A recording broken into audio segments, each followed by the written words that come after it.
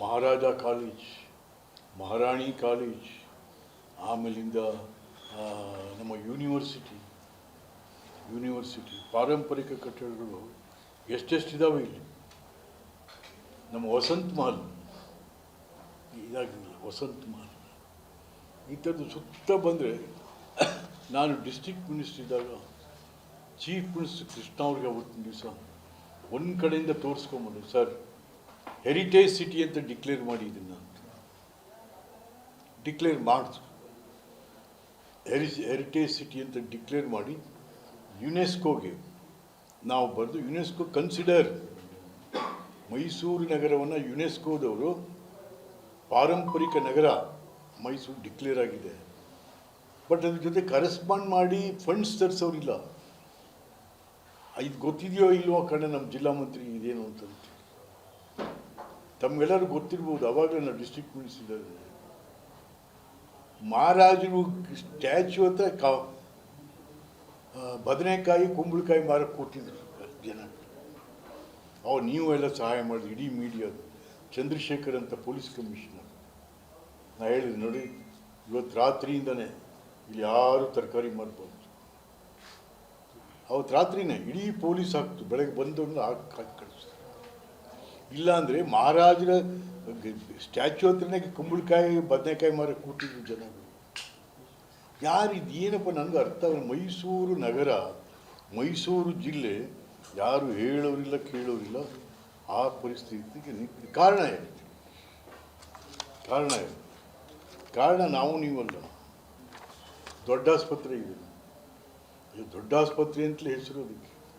ಅವತ್ತಿನ ದಿವಸಕ್ಕೆ 7-8 fire brigade, ಅದು ಕೂಡ ಪಾರಂಪರಿಕ. ಅದೇನಾಗಿದೆ ಇವತ್ತು? ಬಿದ್ದೋಯ್ತು. ಅದನ್ನು ಕೇಳೋರು ಇಲ್ಲ. ಪಾರಂಪರಿಕ ನಗರ ಸ್ಲಮ್ ಸಿಟಿ. ಹಾಗಾಗಿ ನಾನು ಮುಖ್ಯಮಂತ್ರಿಗಳನ್ನ, ಸರ್ಕಾರನ ವಿನಂತಿ ಮಾಡ್ತಾ ಇದ್ದೀನಿ, ದಯಮಾಡಿ ಇವು ಭಾಳ ಗಂಭೀರವಾಗಿ ಮೈಸೂರು ನಗರನ ತಗೋಬೇಕು. ಹೀಲಿಯಂ ಗ್ಯಾಸ್ ಬೆಲೂನಲ್ಲಿ ಮಾಡ್ತಾನೆ ಅಂತಂದರೆ ಏನು ರೀ ಇದು ಕಥೆಯಲ್ಲ ರೀ? ಅವನು ಯಾವ ಲೈಸೆನ್ಸ್ ತೊಗೊಂಡಿದ್ದ, ಏನು ತೊಗೊಂಡಿದ್ದ? ಇಲ್ಲಿ ಯಾರೇನು ಬೇಕಾದ್ರೂ ಮಾಡ್ಕೊಂಡು ಹೋಗ್ಬೋದು, ಯಾರೇನು ಬೇಕಾದ್ರೂ. ನಿಜ, ಬೀದಿ ಬದಿ ವ್ಯಾಪಾರಿಗಳು ಬದುಕಬೇಕು. ನಿಜ, ಅವ್ರಿಗೆಲ್ಲ ಒಂದು ಬೇರೆ ಜಾಗ ಮಾಡಿ,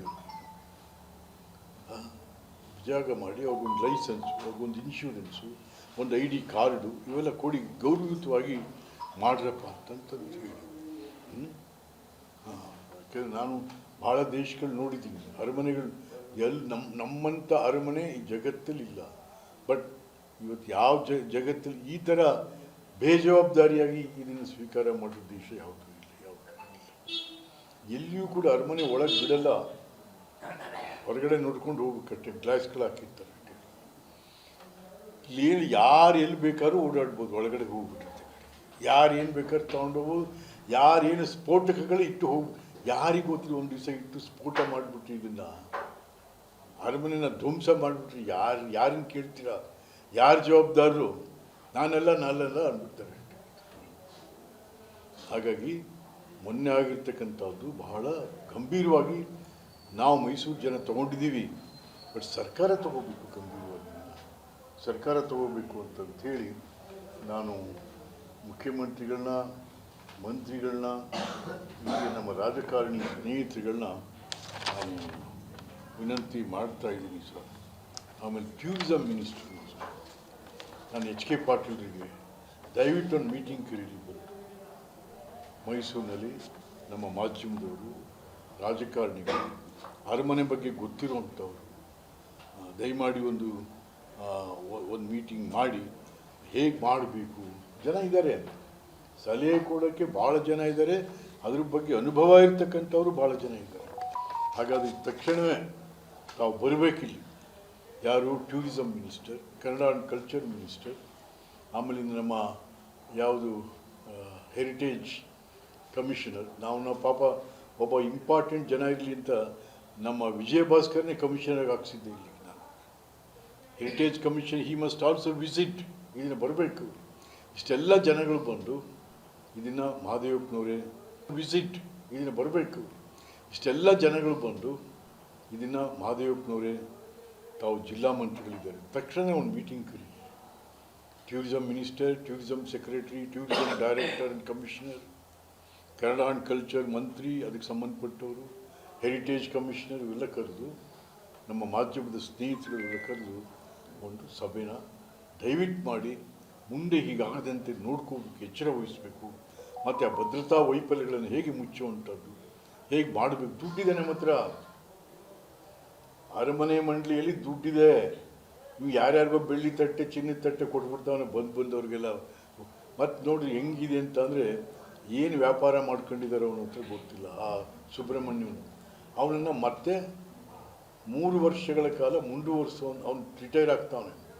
3 ವರ್ಷಗಳ ಕಾಲ ಅವನ ಅವಧಿಯನ್ನು ವಿಸ್ತರಿಸೋದಕ್ಕೆ ಎಲ್ಲ ವ್ಯಾಪಾರ ರೆಡಿಯಾಗು.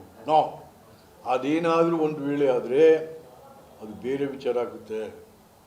ಯಾಕೆ ಜನನೇ ಇಲ್ವೇ? ನಮ್ಮಲ್ಲಿ ಅಧಿಕಾರಿಗಳಿಲ್ವೇ? ಅನುಭಾವಿಕರು, ಸತ್ಯವಂತರು ಮತ್ತು ಪ್ರಾಮಾಣಿಕವಾಗಿರುವಂಥ ಅಧಿಕಾರಿಗಳಿಲ್ವೇ? ಹಾಕಿ ತೊಗೊಂಬಂದು ನೀವು ಇಲ್ಲದವ್ರೆ ಅರಮನೆ ಬಾಗಿಲಾಕ್ಬಿಡ್ತಾರ? ಹಾಂ, ಏನು ಇದೆಲ್ಲ? ತೂ ದುಡ್ಡಿಗೆ ಮೈಸೂರನ್ನೇ ಮಾರಿಬಿಡ್ತಾ ಇದ್ದೀರಲ್ಲಪ್ಪ ನೀವು. ಹಾಂ, ನೋ. ಚೀಫ್ ಸೆಕ್ರೆಟರಿ, ಅರಮನೆ ಮಂಡಳಿ ಅಧ್ಯಕ್ಷರು, ನಾನು ಮೊನ್ನೆನೂ ಮೀಟ್ ಮಾಡಿದ್ದೀವಿ ಅವ್ರನ್ನ. ಎಲ್ಲಿ? ನಾನು ಬೆಳಗಾಮಲ್ಲೇ ಅಮ್ಮನ ಭೇಟಿ ಮಾಡಿ ಹೇಳಿದ್ರು, ಏನಮ್ಮ ಯಾರು ಕೇಳೋದಿಲ್ವ ಅದನ್ನು? ಏನು what can I do sir ಅಂತೇಳಿ. ಅರೆ, instruct your D C is also one of the executive committee member. What the D C is doing here, what the police commissioner is doing here. ನಿಮಗೆಲ್ಲ ಜವಾಬ್ದಾರಿ ಇರೋ ಅಧಿಕಾರಿಗಳು. ಯಾರಿಗೂ ಜವಾಬ್ದಾರಿ ಇಲ್ಲ ಅಂದರೆ ಹೇಗೆ? ಹಾಗಾಗಿ ನಾನು ಸರ್ಕಾರವನ್ನು ಒತ್ತಾಯ ಮಾಡ್ತಾ ಇದ್ದೀನಿ ಸರ್. ಏನು ವಯಸ್ಸಾದ ಮೇಲೆ ಯಾಕೋ ನೆನಪು ಹಾರ್ತಾ ಇದೆ. ಆಮೇಲೆ ಇದ್ಯಾವುದು ಇನ್ನೊಂದು ಅಹಿಂದ ಸಮ್ಮೇಳನ ಮಾಡ್ತಾವ್ರೆ ಮೈಸೂರಲ್ಲಿ ಜನವರಿನಲ್ಲಿ. ನನಗೆ ಅರ್ಥ ಆಗ್ತಾ ಇಲ್ಲಪ್ಪ. ಈ ಸಿದ್ದರಾಮಯ್ಯ ಕಾಂಗ್ರೆಸ್ಸೋ ಯಾವ ಪಾರ್ಟಿನಪ್ಪ ನೀನು? ಯಾವ ಪಾರ್ಟಿ? ಈ ಕಾಂಗ್ರೆಸ್ ಅನ್ನೋದೇ ಅರ್ಥ ಆಗಿಲ್ವಲ್ರಿ ನಿಮಗೆ? ನಿಮ್ಮನ್ನು ನಾವು ಕರ್ಕೊಂಬಂದ್ವಲ್ಲ ಕಾಂಗ್ರೆಸ್ಗೆ. ಕಾಂಗ್ರೆಸ್ಸೇ ಅಹಿಂದ.